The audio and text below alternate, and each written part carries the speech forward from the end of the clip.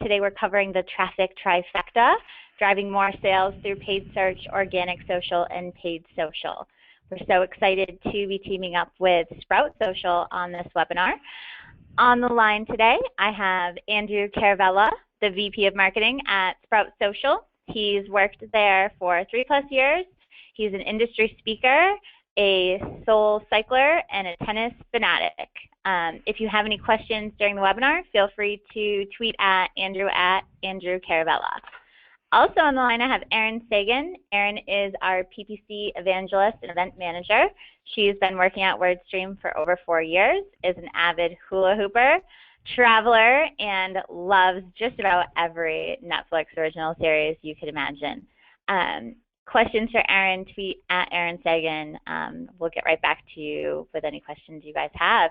Also, during the session today, if you want to participate in our Q&A, feel free to go down to the little chat box at the bottom and drop in any questions. We will be monitoring those and holding those for our QA at the end today.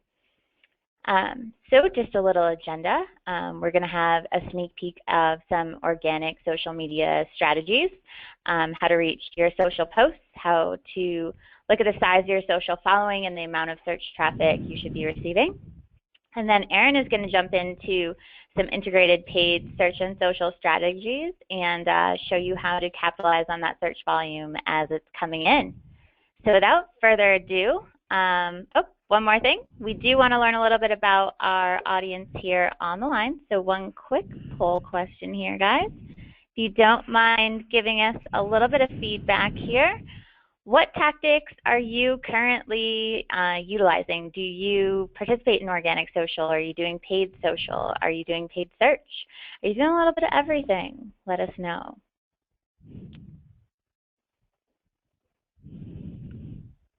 I'll give everybody just a few more seconds here.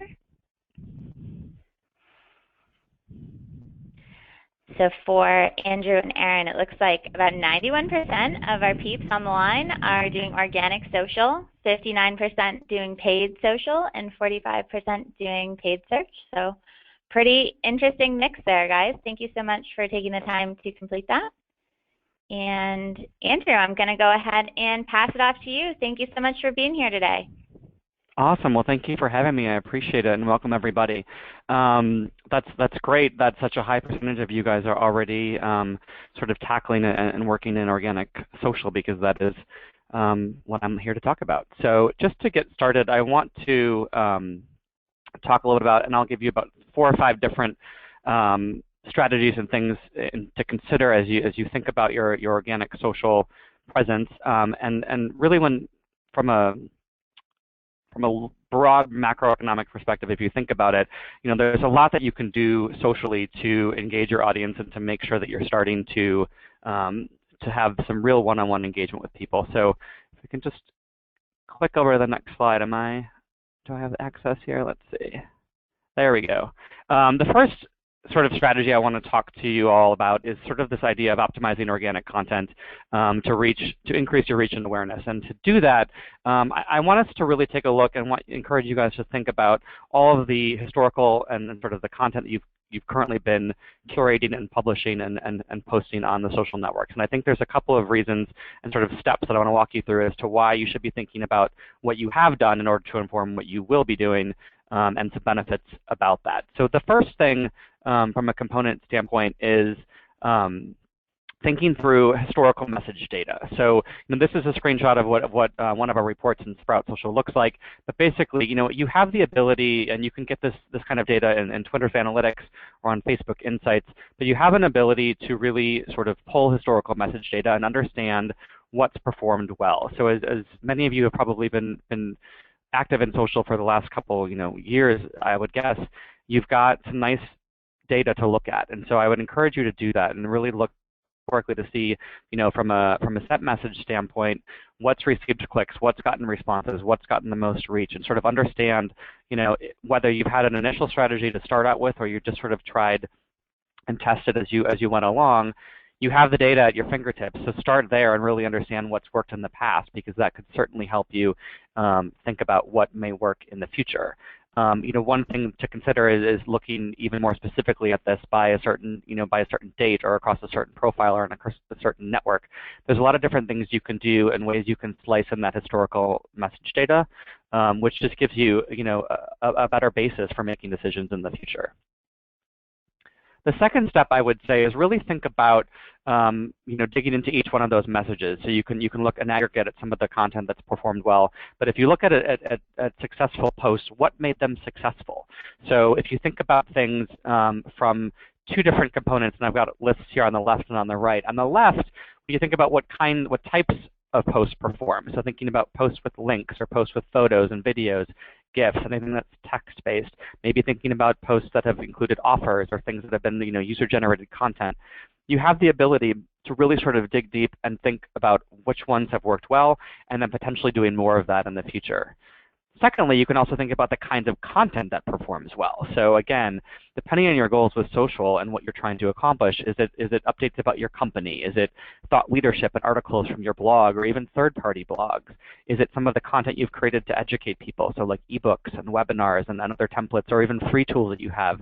Think about, what kind of posts perform best, and if you find things that are working, do more of it. It's a really simple way to sort of understand, what you've done successfully and do more of it. The third step in this first sort of strategy is to really also think about leveraging hashtags. So not only leveraging them in your posts as you publish content, but really sort of doing some active listening to decide what's actually being said and which hashtags are relevant to your brand or your category or your industry. So again, here's another example of a report in Sprout that sort of goes through and analyzes some of the keywords and the topics frequently mentioned with, in this case, our brand handle. And there's also hashtags that are frequently mentioned with our brand handle. So the ability, and again, you can get this not just in Sprout, but in a variety of platforms, the ability to get this kind of data and understand the triggers and the conversations that are happening, certainly it increases your overall reach when you use them, but on the back end, on the analytics side, it gives you a really good sense of the kinds of content that's trending or the things that people find most valuable. So the other thing I would say about hashtags is you think about it both in terms of analytics, but also in terms of publishing. You can make a hashtag out of anything, right? I mean, you can hashtag whatever you want. Think about a couple of components when you're doing that. One, think about some commonly used hashtags in your category or industry. Use those in support of your messages, and you're going to generate some additional volume and some additional reach. You can also customize hashtags based on your actual brand, or a campaign or something very specific to your company. Just know that you've got to really work to get that out there a little bit more than some of those more general ones. So analyzing what's being talked about, and sometimes these may be hashtags that you created and sort of put out into the universe from the brand. Other times they could be hashtags that have been started by your community sort of organically. And so you have the ability to see and understand within this context what's worked. The fourth step I would think about in this sort of first component of historically looking at what's worked and what's working is thinking about how you've geo-targeted your messages. So across the different networks, you're able to target specific locations or regions, or on LinkedIn, industries, and so on. And the ability to go back and look at that data and also target in the future is very helpful to understand the audiences and maybe the communities that you're hitting really well. And then catering message and copy and content to those areas that you think it'll be more, even more successful or more specific. I think there's a lot of chatter and a lot of noise in social, as I'm sure you're all aware, and the ability to, drill down and actually target specific audiences or communities organically is very, very important.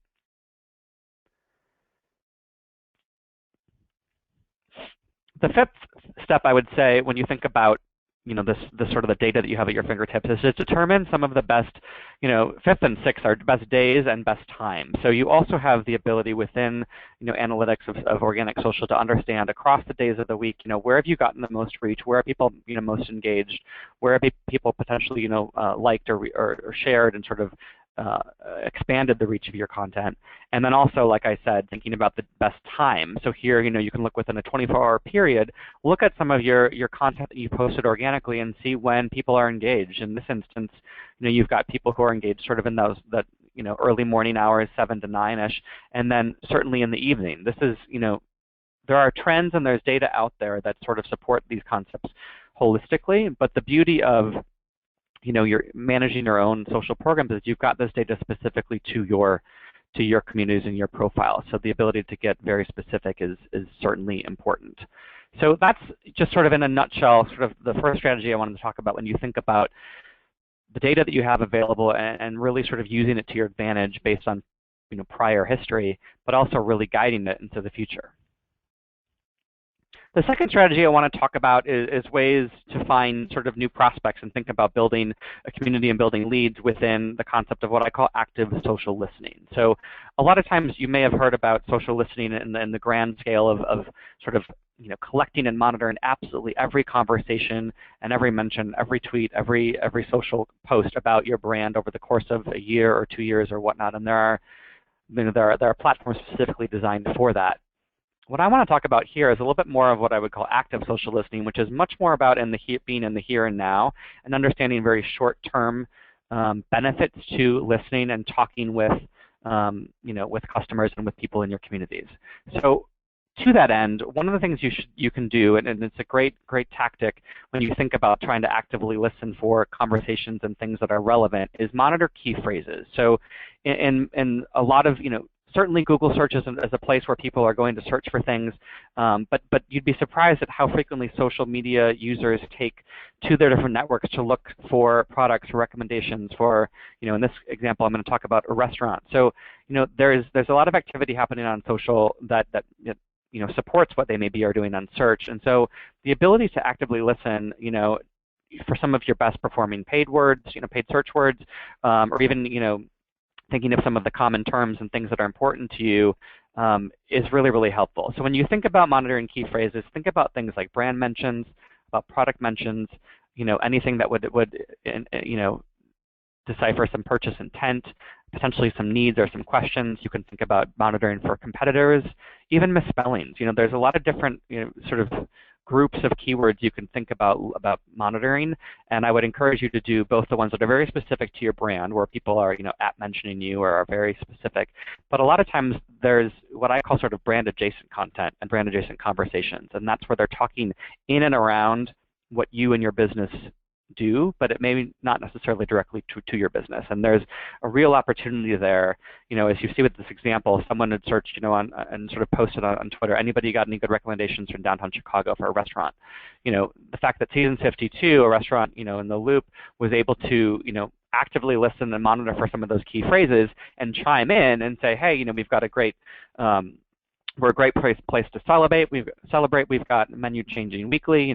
Here's a link to more. And so the ability for them to enter into that conversation sort of in an unprompted way because they were actively listening, it's a great strategy to think about, how can you make the most out of some of your organic search activity. The third strategy I want to talk about is about this concept of improving your brand awareness in sort of organic social through advocacy. And 3 and 4 are similar in concept, but this third strategy is really more about identifying and utilizing customer and community advocates to your advantage. And this is something that I'm a firm believer in personally, and I think at Sprout, and a lot of our customers see this too. If you've got a good product or a good service and a good brand, and you've really spent time and energy building a customer base that is loyal and happy and likes your brand, you've got a great potential to tap into these customers and this community to advocate on your behalf.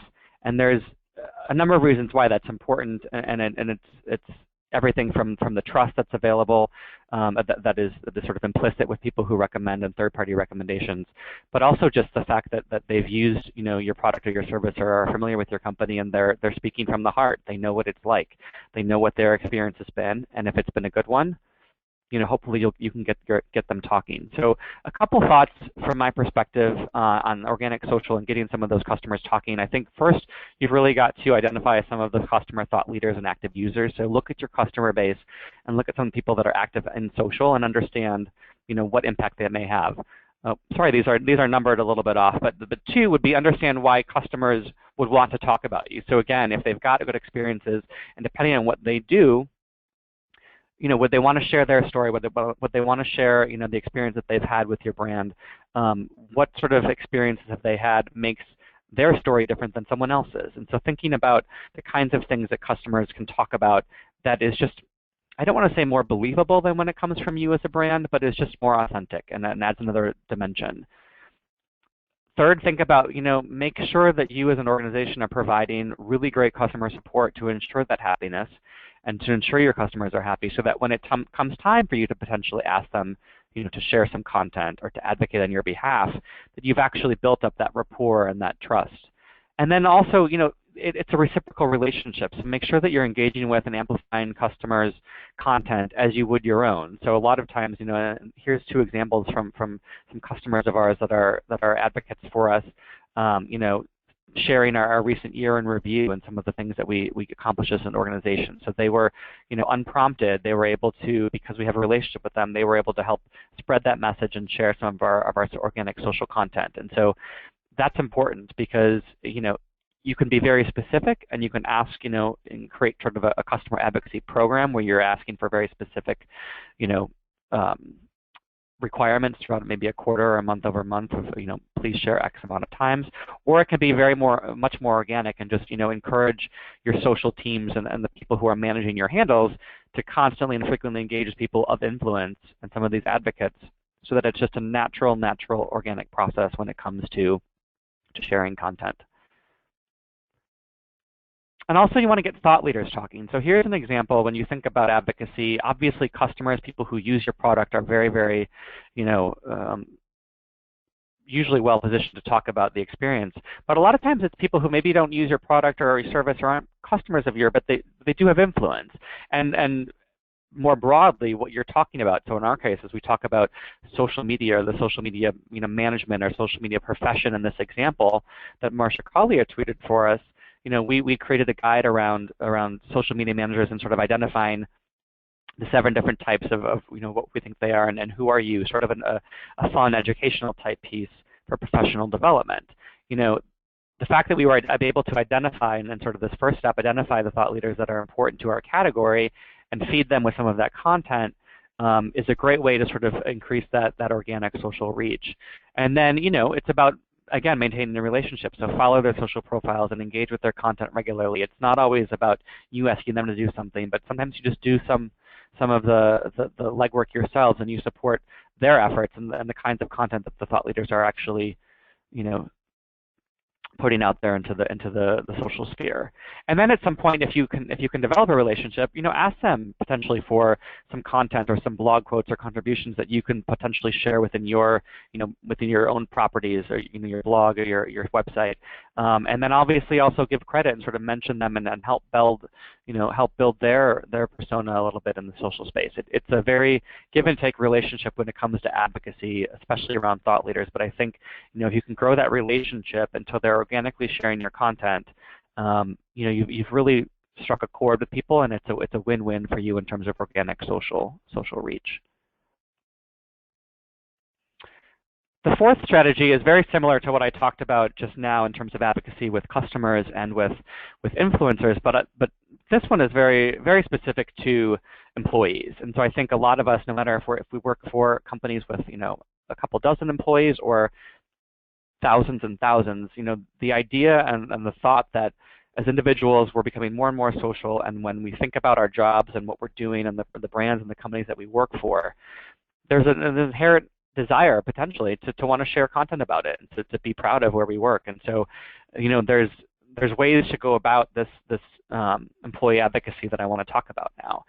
First, from a possibilities perspective, if you think about individual employees, they are very highly connected. And here's some interesting stats around an average person. They've got over 300 Facebook friends, over 208 Twitter followers, and anywhere from 300 to 3,000 connections on LinkedIn in the business sense. And so automatically you've got a very a hugely built-in base within your organization, like I said, whether it's a few people or thousands, who are able to help you amplify that reach. So think about this as a possibility, and I know that sometimes the idea of employee advocacy and sort of letting them into the social space can be a little bit daunting or maybe a little bit scary, because you want to make sure that they're sharing the proper content and representing you in a good light. But trust me on this, I think if you can empower them in the right way, you're going to see the benefits. And so when you think about what those benefits are, I think first and foremost, the idea is that, within our social networks and within the communities that we cultivate for ourselves as individuals, trust is a huge component, and people trust the content and the stories and the things that are coming out of their family and their friends. So if you think about, as we do here at Sprout, every one of our employees is in our advocacy platform, and they have content that they're able to share and submit, through their networks. It makes for a very sort of eloquent experience, not only for the user and for the employee, but also on the receiving end, for the people in their community. They're getting some valid, some informational content that is relevant to them and makes hopefully their lives a little bit better and educates them. So if you think about that benefit, it's very real, and at scale, it can be very helpful to your social organic reach. And if you think about that, like I said, if you do the math behind it based on your employees and the kinds of connections that they have, you're really significantly extending that brand reach, very simply. And a couple of words, I guess I would say on employee advocacy is that it's a nice to have, and you want to encourage it. I think you should be careful about pushing it down people's throats and being too aggressive about it. Some people like to separate work and play and business and pleasure, and I understand all of that. But I do think that there's, when appropriate, if there's content or whether it's, your company won an award or it's anything, that might be more interesting and more personable, employees are apt to share that kinds of stuff because they spend their days and their nights thinking and working for you as an organization. When good things happen, they're proud of that, and they should be proud of that. And so giving them activating them within, whether it's a platform or even just, through internal communications, and giving them the okay is really a great opportunity to help your marketing efforts and most importantly, help your social efforts.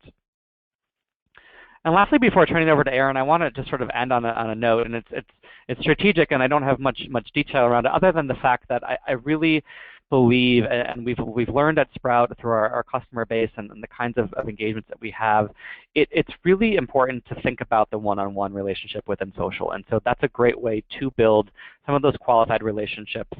And it takes time, and it takes energy, and it takes resources, and I know that. But I think as you grow your business and as you dedicate more resources, hopefully, to social, you can really understand the benefit of those qualified relationships and really how that impacts not only just community, but also potential sales and potential growth. So, here's an example of someone who on Twitter was just sort of, throwing it out there, anyone use Sprout Social? I'm currently managing multiple, accounts. Interested to see how you like it. There's a social selling component to this when it's one-on-one, but it's sometimes about engaging with customers who maybe aren't quite ready to convert, but have questions or need education or anything that you can provide as a business in that consideration process as part of that funnel to drive some of that reach and drive some of that traffic is really important. So in this instance, you saw that we didn't necessarily go for a hard sell. We just said we hope you get some good feedback, anything specific that we can help you or answer for you. So sort of open up that line of communication. He responded and said, I'm looking for some reviews, posting a lot of content, images, and things that are important to him. They're looking at a few other options, and we happily directed them to our reviews page on G2 Crowd. So again, when you think about some of the earlier components I addressed that are scalable and that are things you can do en masse, you do want to be thoughtful and think about the one-on-one engagement opportunities that, when totaled, can really make a big difference. So that's sort of the first sort of 5 components. I'm going to turn it over to Aaron to talk a bit more about some of the other strategies and components. But certainly, if you have questions, let us know and keep them coming in, and we'll be happy to answer them. Aaron? Perfect. Thank you so much. That was really interesting. I'm glad I got to sit in on the first half of it. So now we're kind of switching gears over to paid search. Let me just flip it over. Perfect. So I know not everybody out there is running paid search right now, but it's definitely something that if you are running paid search, these are going to be kind of the tips and tricks that you need to implement in the coming year or so. And for many of you guys out there doing social, I think a lot of these will apply as well. So first things first, you need to step up your mobile ad game because nowadays mobile is kind of officially a really big deal. In fact, worldwide, more than half of Google searches occur on mobile devices. So we're seeing kind of that shift. You know, in the past, we focused way more on desktop, and mobile was somewhat of an afterthought. Nowadays, mobile is almost becoming more important than desktop, so advertisers really need to take focus.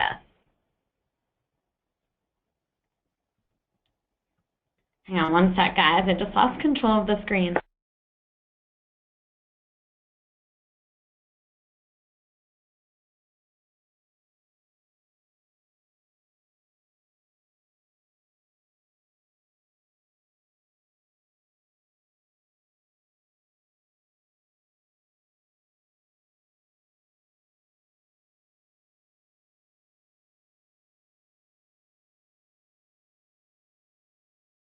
Okay, sorry about that, guys. I don't know what's going on with my computer, but it looks like we're back in good straits now. So like I was saying, you really can't afford to ignore mobile devices. And actually, when we look at this graph here, we graphed out for our accounts the average search conversion rates by device, and something really scary happened. So when you look at this chart, you can see for mobile, there's actually fewer conversions than desktop. That is really scary because, like I said, we're seeing more and more searches occurring on mobile, but less people are converting. If we continue to see more searches happening on mobile and more traffic coming in from mobile, and people are only converting or are primarily converting off desktop, we're going to have a dangerous shift when it comes to paid search. So you can't afford to ignore mobile. You need to start focusing on improving your mobile conversion rate. Now, the reason mobile conversion rates are so low, or the primary factor for that, is that websites like this are far too familiar. I think we've all seen mobile sites like this. For everyone, there's about a gazillion more. They're totally hideous. They're outdated. They're nearly impossible to navigate. So why did we build these crappy landing pages? You know, what were we thinking to build these? Well, when we built them, we had this mindset that mobile was slow. So we were like, all right, we need to create these really basic, simplistic mobile landing pages because they're not going to load very quickly. Well, that's not true anymore. In fact, I can literally watch a movie on my phone. I can run an AdWords account on my phone. Speed is no longer an issue. And another reason that we were very careful about creating these super simple mobile sites was because mobile screens were so small. But mobile screens are getting a lot bigger. Again, I watched a movie on it. They're big enough, and I'm becoming accustomed to looking at these screens. In fact, we're starting to see mobile phones getting so big that we call them phablets because they're right in between kind of a phone and a tablet. So we can no longer kind of use this as a crutch and a reason for our crappy website. And then finally, we have this mindset that people are dumb and they can't figure out how to convert on a mobile website. So we need to simplify them, make them super streamlined and basic so people can figure it out. Well, newsflash, we're all very comfortable using our phones. They're like basically our primary device that we're using on a regular basis. So again, this is a crutch.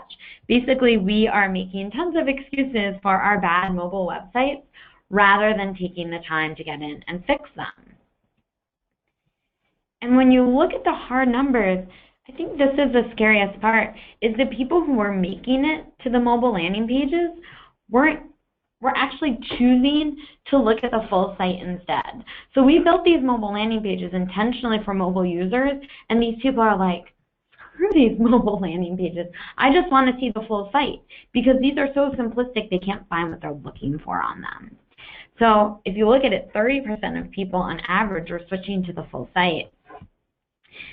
And even worse, they were more likely to convert when they were on the full site versus a mobile site. Now, we paid money to build these mobile sites. We built them intentionally for these users, and they're completely backfiring. So it's finally time to invest in new mobile landing pages. And many of you might have the same reaction as the woman on this screen. You're like, I don't have the time to do this. I don't have the resources to do this.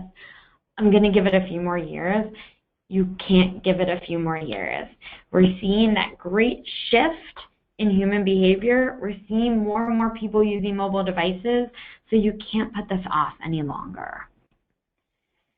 One thing that you can do as you're kind of in the process of building these mobile landing pages and getting them ready, rather than continuing to send people to the crappy old landing pages, try bypassing them altogether. So Google recently released call-only campaigns. These are pretty genius. What they do is instead of providing a click-through to your website, they give you the opportunity to click to call the company directly. So for example, this tanning place has a pretty hideous mobile landing page. I definitely wouldn't go there. I would not let anybody who has a mobile landing page like this come within 5 feet of me with a spray tan bottle. But because they use these call-only ads, I never saw that crappy mobile landing page. I trusted them, I called them, and I made an appointment. So instead of giving people a negative impression with your bad mobile landing page, use call-only campaigns to skip them, bypass them for the time being until you revamp your new pages. Number 7 is revamp your ad extensions and ad formats. You might be thinking, okay, that's kind of a lame tip. At this point, just about everybody is using some sort of ad extensions. In fact, they're practically mandatory at this point. A couple years ago, it was an extra bell and whistle. It was this thing that only experts knew to utilize. So few people were using site link extensions, location extensions. It's the norm now. In fact, it's now factored into ad rank because Google wanted to make it the norm. They're incenting people to use extensions. So, okay, you're all using them. Why am I telling you that you need to focus on them and this will dramatically impact your account?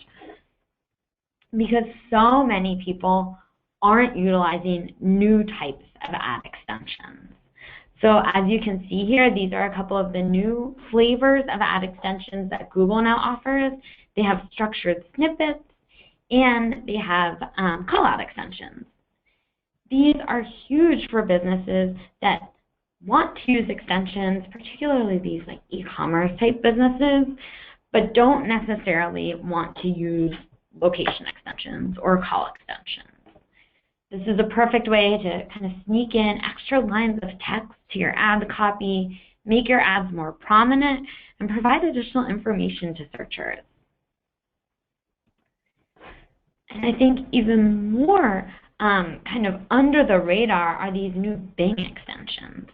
So we all kind of forget about Bing, maybe for good reason. Bing doesn't typically yield a ton of traction. But the cool thing about Bing is they're really trying to kind of get back in the game and compete with AdWords. So they've released these new extensions, some of which are very similar to what AdWords is doing, and some are a little more exciting. So as you can see here, now they're offering image extensions. That's huge. They can be used for any industry. And as we all know, pictures are incredibly valuable. We've seen that proven to be true with shopping campaigns in Google. Those are only available to retailers.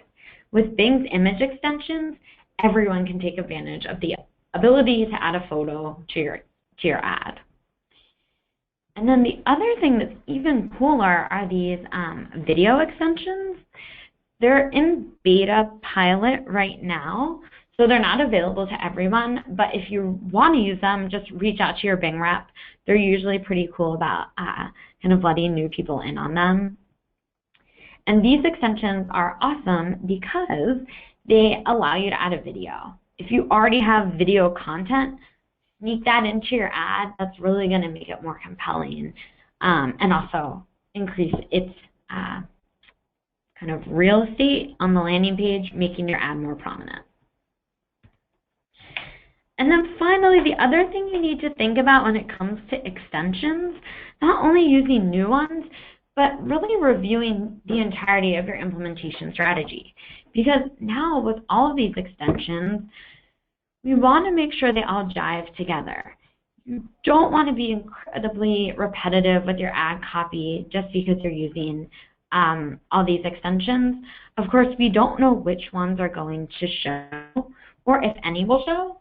So your primary responsibility is setting up good ad text, but just make sure that your ad text and extensions don't overlap so heavily that when they do show, they are repetitive or only focus on one feature that you want to share with people. Make sure you're diversifying your content so you can get as much good stuff in front of your audience and interesting information in front of your audience as possible. The next tip is to utilize AdWords' new customer match feature. So I don't know if any of you guys saw Minority Report. I saw it probably when I was in middle school, and I had nightmares for days. Because in Minority Report, Tom Cruise goes to the future, and probably the weirdest thing about it is all of the advertisements he sees are totally customized to him. Like, they literally are talking to him, asking him about past purchases he's made, talking to him about why he needs their products. It's totally creepy, and yet it's becoming today's reality. And in fact, because we share so much about ourselves online and reveal so much about our identity, consumers are starting to anticipate this type of advertising. So what was once thought of as kind of creepy and invasive, now people have come to expect these highly customized, highly catered ads. And in some ways, it's a great thing because they're getting more information that's relevant to them.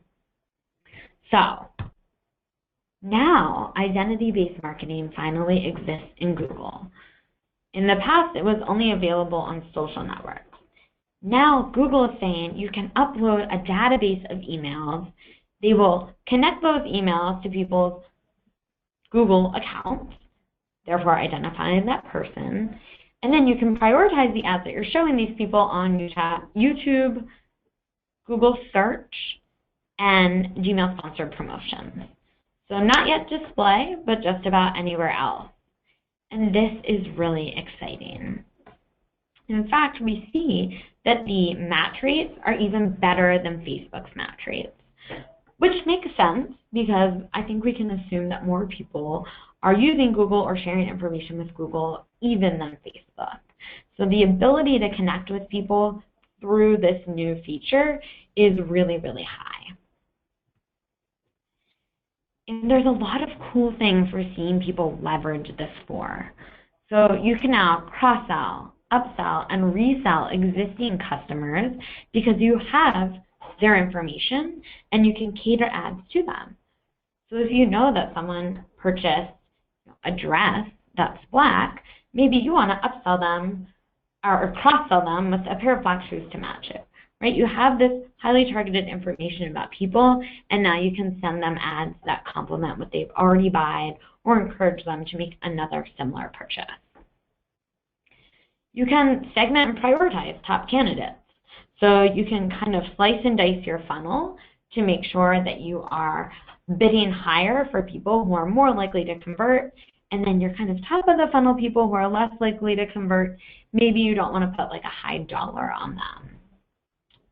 You can exclude existing customers from your marketing tactics if you want to make sure that you're not kind of spamming them with ads if they're unlikely to rebuy a product. And you can even extend to similar audiences, which is one of the coolest things about this, right? Take the profiles of people that you know are good fits, that are existing customers, upload that list, and then Google will find people who are very similar to them, broadening your list of people that you can market to, but not blindly. You're broadening this list to include people who are highly, highly likely to convert. The next tip we have for you guys today is to amp up your video ads efforts. So video ads are actually gaining popularity at a pretty rapid pace. In fact, video ad revenue is expected to grow by 20%. Sitting right beside mobile in this graph, that doesn't look that exciting, but it is huge.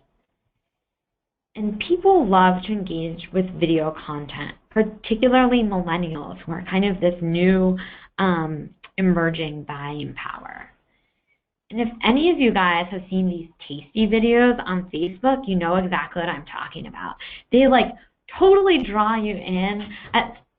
I've spent like probably an hour a day watching these stupid tasty videos. Literally people just like tossing ingredients into a pan and baking it and then seeing the end result. But they're like 2-minute videos. People engage with them like crazy. Like this jalapeno popper dip, you know, it's like a minute video. It had 33 million views, 368,000 likes, and 528,000 shares.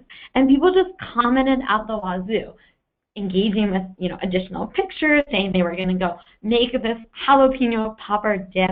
I mean, people engage like crazy with this video content. And if you can create videos for your brand that are engaging, think about what could happen to your brand's visibility. So the key here is beating your competitors to the punch, because in the next couple of years, we're going to see video ads market. They're cheaper right now. Get in while they're hot. Beat everybody else to the punch before this becomes commonplace and it gets really competitive. The fastest way you can do this is to just go ahead and leverage existing video content. So here at WordStream, we have a number of videos. They're not ads, they're really more product videos, but they're kind of like a safe start for us. We haven't invested any money into creating videos ads. We're just plugging in these existing videos. And we actually started by just using these videos to nurture existing prospects. So we took customer match. We said, okay, who are people who are interested in WordStream that we still need to kind of warm up? We're going to send video ads to them. And we started only promoting our videos to them. And we saw such good engagement that over time, we expanded this. So these people were engaging with our videos. We expanded it to people who had similar interests and saw similar engagement, right? So if you see that certain people like your videos, expand and reach that audience. That's kind of a safe way to get involved with video. And then if you see that it's working, then you can start to continue to broaden the net and reach more net new audiences and hopefully invest the time and money to create video ads. And just a quick note here, when you make those video ads, I really want to impress on people, they don't need to be these super expensive, high quality videos. What they need to be is memorable videos. If you can create really emotionally engaging, unforgettable content, it doesn't matter how ghetto your operation might be. It doesn't matter if the video isn't, produced by a Hollywood producer. As long as you have something that really resonates with people, you're going to see high engagement, shares, comments, and hopefully new customers coming through. And then finally, bringing it back a little bit more to that social side, leverage Facebook retargeting. Retargeting is pretty much the coolest thing, I think, that exists when it comes to any sort of paid search or paid social. And here's why. If you think about it, when you take a girl on a date, you usually don't go home with her the first night.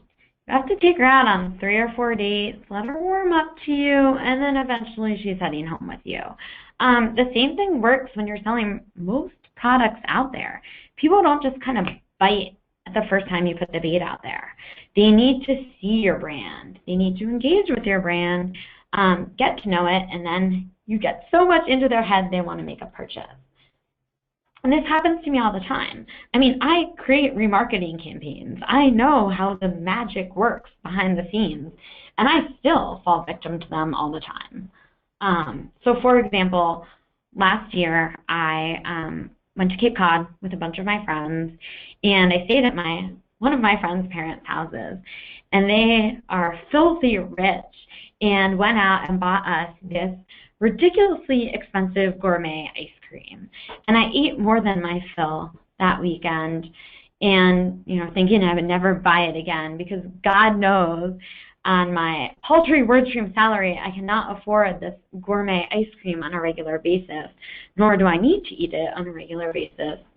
However, every once in a while after this trip to the Cape, I would check in and just see, what flavors this particular brand was serving up. And I started getting remarketing ads because I was cookied. I had been to their site, they recognized I was interested in their product, so they started sending me remarketing ads of the flavors that I was interested in.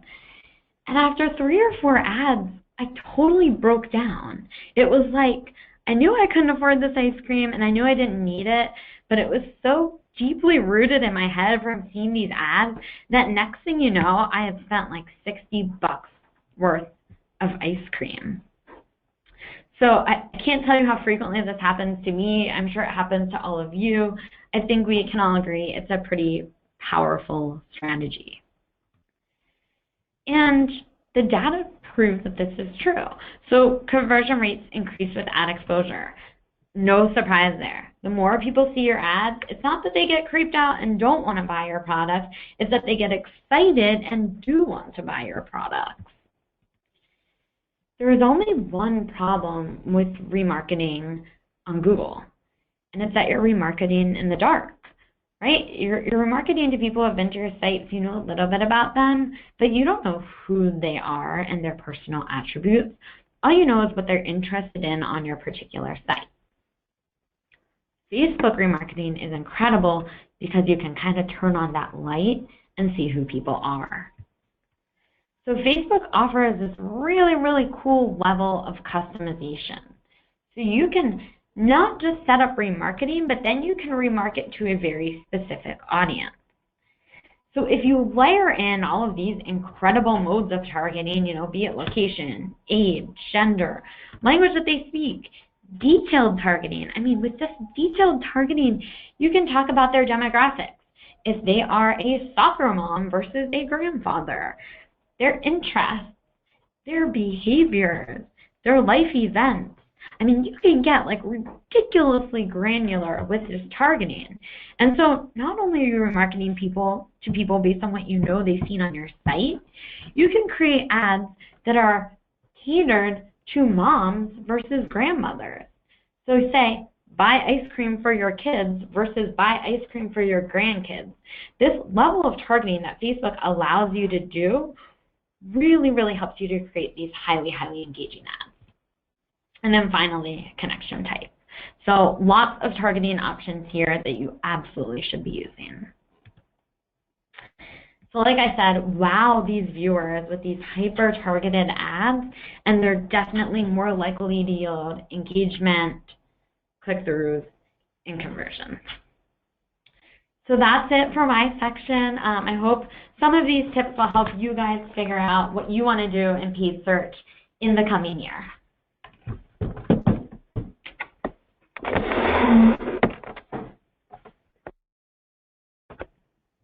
Awesome. Thank you so much, Erin. So we do have a special offer for everybody who is on the line today.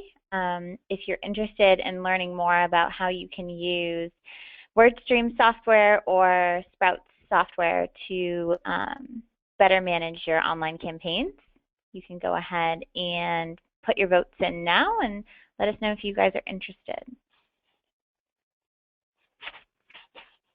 Awesome. Thanks, guys. And so also, while this is going on, if you guys have questions for the audience, please go right in your chat and let us see what kinds of questions you guys have, and we'll try to get as many of them answered in the next few minutes as we can. Great, and I'll leave this up, and I'm going to start to pull some chat.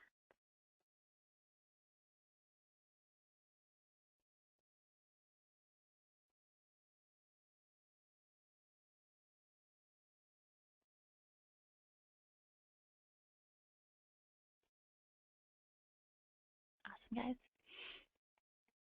So Andrew, one of the questions the audience had for you was, what kind of options are available for targeting people's location or information with their hashtag based on their geography? Is there any recommendations that you have from an organic standpoint on finding out more geographic information on your clients?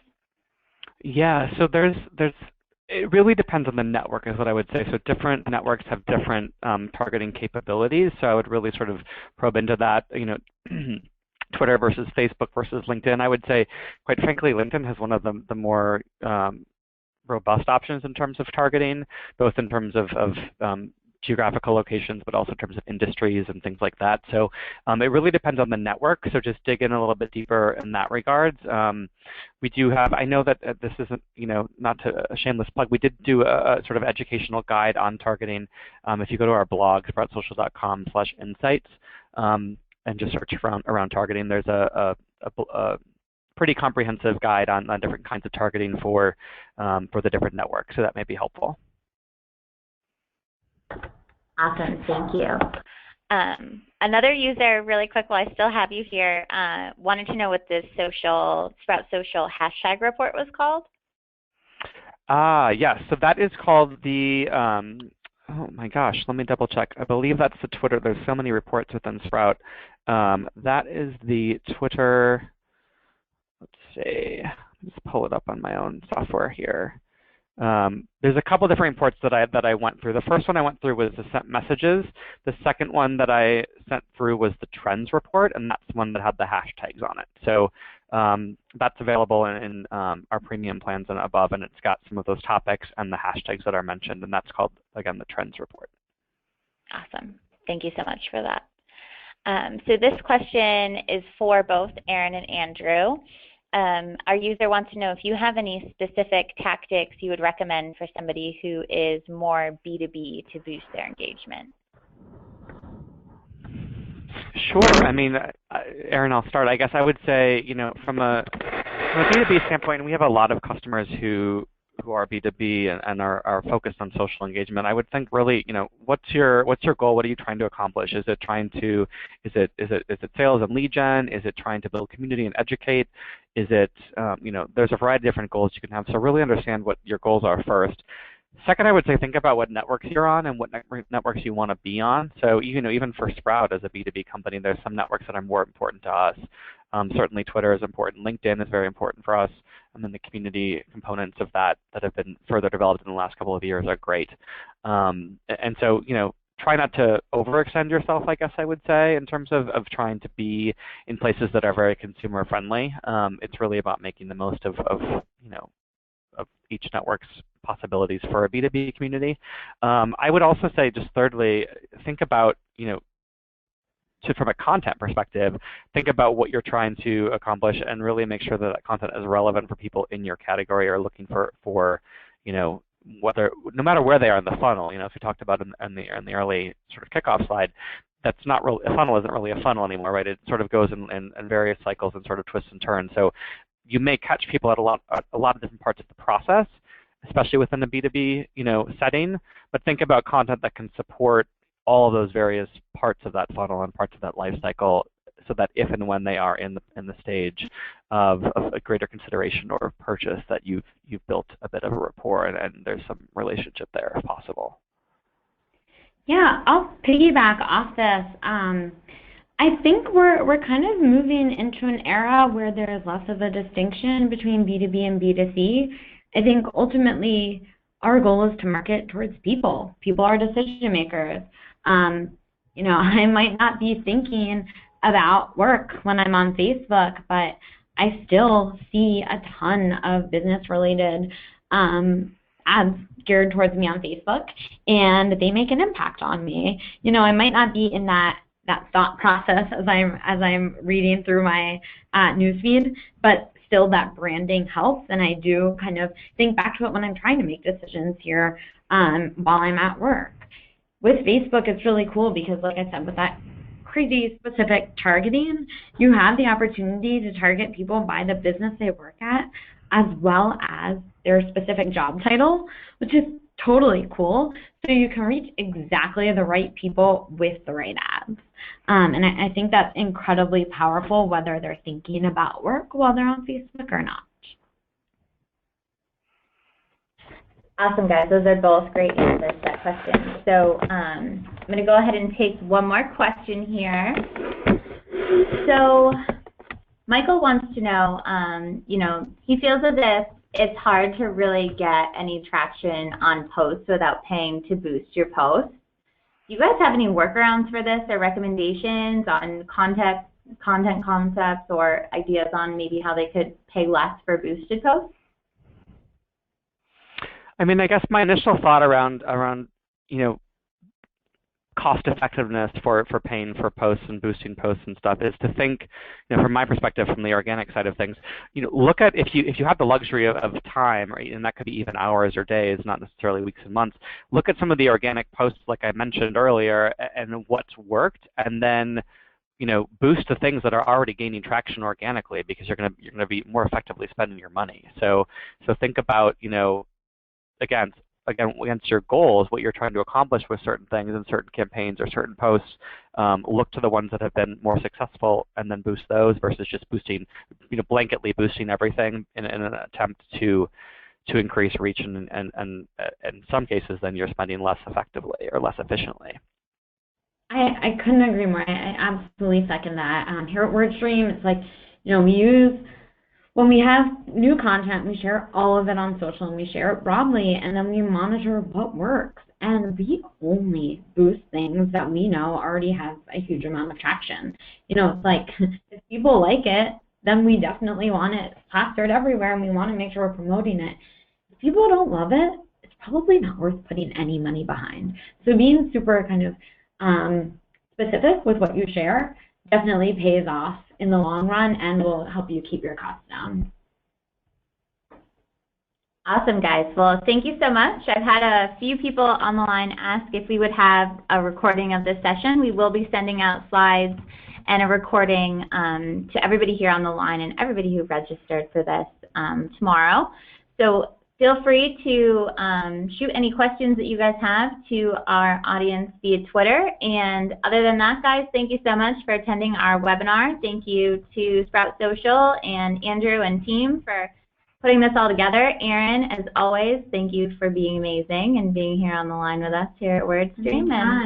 Can I just say, you guys are amazing. It's awesome doing a webinar with all these social people because you tweet like crazy. Really I know, it's awesome. I feel like we were having conversations throughout the whole thing. So thank you to everybody for attending. Thank you, guys. We look forward to doing this again soon. Have a wonderful week, and bye-bye for now.